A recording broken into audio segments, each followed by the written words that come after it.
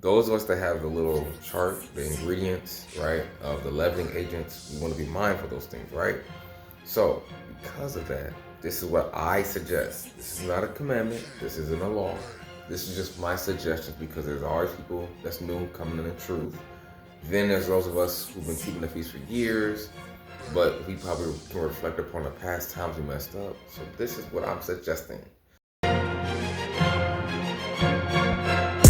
We got the guys in the building. We got the guys in the building. Got guys in the building. We do not care about your feelings. We do not care about your feelings. Happy feast week to everybody. Happy feast.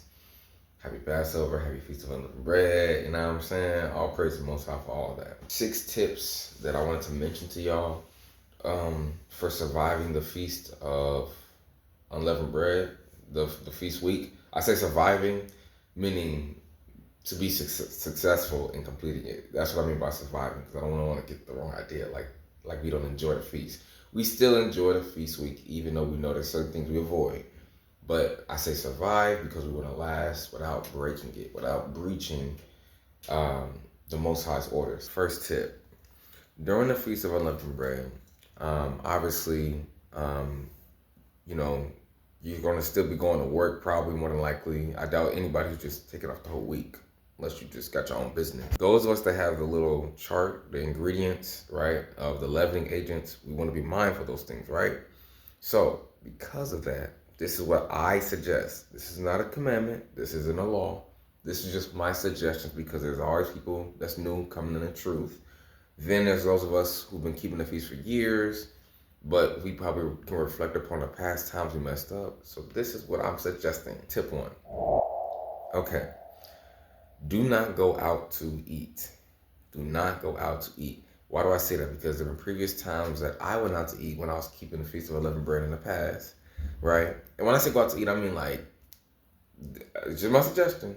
I say don't go out to eat because, and that means at a restaurant, fast food, movies, bowling alleys, all these little events that you think of, I say don't, because when you're getting served by other people, do you know what's in those ingredients? No. Now, it's different when you're just keeping the dietary law, the regular dietary law that God gives us, because we can obviously know and avoid that. We're like, okay, I know not to eat that. I know not to eat this. Those are just more than just little small ingredients. With leavening agents, it's different. Those are little tiny ingredients that, how would you know? Even people who are making the food, how would they know? You feel me? So don't go out to eat. Those are previous times that I messed up in the past, or other people have messed up, or you could be messing up and then not know it. Don't just say, I can trust and assume. You can't trust and assume anything. Y'all, they put sodium bicarbonate in water. In water, bruh. No. Don't accept food or drinks from anyone. Unless they're people that's in this truth, that's in the spirit, keeping the law with you, right? On the same accord, you know what I mean? Keeping the feast week the same time you keep it. I would not accept anything from them. I'm not saying that to say that people are trying to intentionally make you break the feast, but they're not observing it like you. So Satan is going to use them and people around you who are not really keeping the feast week, or they, whatever. He's going to use them to say, hey, would you like to have this?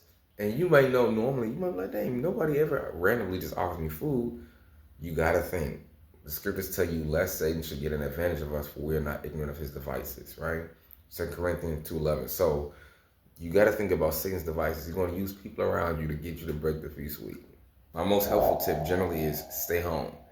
So like I said, you might have to work. Those of us that got to work, you go to work. But once you're done work, come straight home. No, be very deliberate, very intentional about where you're going, what you're doing, who you're meeting with, all of that. Why? Because the more you're out, the more you get tempted to, oh, I'm hungry. Oh, let me check out this. Oh, and then, ooh, somebody, and then you break it, and then you feel me? Guess what? There's going to be new people, so of course, expectantly, there's going to be people who might mess up. That's expected, but if you can't prevent it, like I just told you, I've experienced with keeping the feast, so I'm suggesting these things. Do that. Okay. Another tip. Don't go over people's houses. Like I mentioned before, you don't know what people have. I'm talking people who do not keep the feast with you. Or, yeah, people who don't keep the feast with you, they could have things over their house that you're not thinking about. You can go and reach and eat something. Or not even just that, but they can offer you something. Hey, you want something to drink? Hey, you want something to eat? Like I told you, sodium bicarbonate is very common in a lot of waters. So you want to avoid eating at people's houses. Don't. This ain't the week to visit family, and they could wait another week. Grandma gonna be all right. You know why? Cause you know grandma don't keep the laws. You know grandma don't keep the laws. So why you trying to visit grandma and see? No, no. This ain't the week to do that. You catch up another week. Right now, we trying to catch up on the Most High's laws and our spirit. Go and get some groceries right now while it's the day you can buy and sell. And make sure you, of course, specifically get things that don't have those leavening agents in it. I just mentioned one, sodium bicarbonate, but it's obviously others. Those that have the list, you know. And only eat that. Only eat that. Just come straight home and only eat that. Why do I say that? Because like I said, when you go out to eat, there's going to be places that you suspect, oh, well, it's taco bread. It should be good. Taco Bell's bread. It's taco bread, right? Tortilla. Stop. Esau don't think like how we think. They don't. So they think of like just putting all kinds of weird ingredients and stuff. They want to make you break the laws. You feel me? So aside from breaking the dietary law, they also want to make you break the ceremonial law, which kind of intersects with the dietary law when you think about it. That's what I say. I always say that during the Feast of Unleavened Bread, that's a time that the ceremonial law and the dietary law intersect. Not because like this is a permanent diet, but God is putting us on a temporary 7-day diet while keeping this feast week of the Feast of Unleavened Bread. You feel me? So because of the no leaven thing that God has us doing right now, right? That is a dietary law in a way for this week, if you get what I'm saying. If you catch what I'm saying, if you catch my drift. So this one is more of a warning for when you're at work, okay? Because that's where I'm at right now. Be mindful about when you're trying to get some water, because some of us might have access to water, or people may bring in water, or we have water fountains in the building we work at. That's not the time to, oh, I want to get something to drink. No, guess what? I was just thinking about getting some water, right? Spirit said, check the water. I checked there's a water jug, but then there's like some water jugs on the ground. I checked the ingredients, and sure enough, I read the ingredients and it says sodium bicarbonate. I said, wow. Some of y'all might have to get oil changes. Some places, when you go to get an oil change, they have a little refrigerator in there, right? And they'll have water bottles in there. They'll say, hey, help yourself to refreshments. And you'll be thinking, oh, why, thank you. I sure will. Drink it. Bam. Now what? Now what? You see me?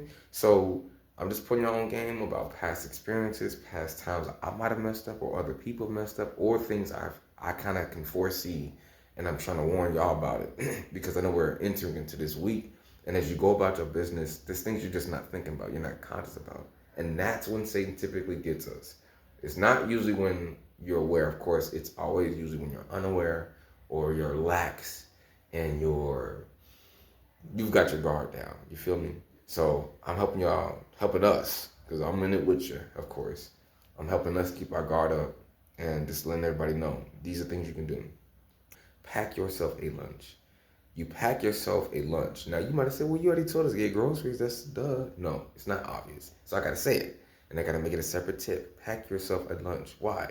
Because when you come to work, you're going to be hungry. And then you're going to think, let me go out and get something to eat. No, do not go out and get nothing to eat. Guess what? A coworker's going to have some food. They're going to offer you, do you want some? No. People around you going to have some food. Some of y'all work at places where there's a cafeteria or a mess hall or a lunchroom or some version of that. That's Satan's playground during this week. Okay? So like I said, these are just some tips that I suggest. They're not laws. They're not commandments. They're just proverbs, I guess you could say, so to speak, from me. But these are my little personal proverbs that I wanted to share with people that are new to the truth, as well as people who are in this truth that have been here. And you just, of course, want to still be mindful so that you won't breach, by eating leaven unintentionally, okay? So I hope everybody's enjoying their feast week. I know that I made this kind of serious and stuff, but yeah. And I'm going to give y'all an update about certain things too, because I know I've been quiet for a while now. So there's a lot of stuff that's been happening personally. I'm gonna give y'all a little bit of an update soon. So, yep. All right, y'all. Have a good day. I've been angry with myself. I'm my worst critic. I've been examining myself.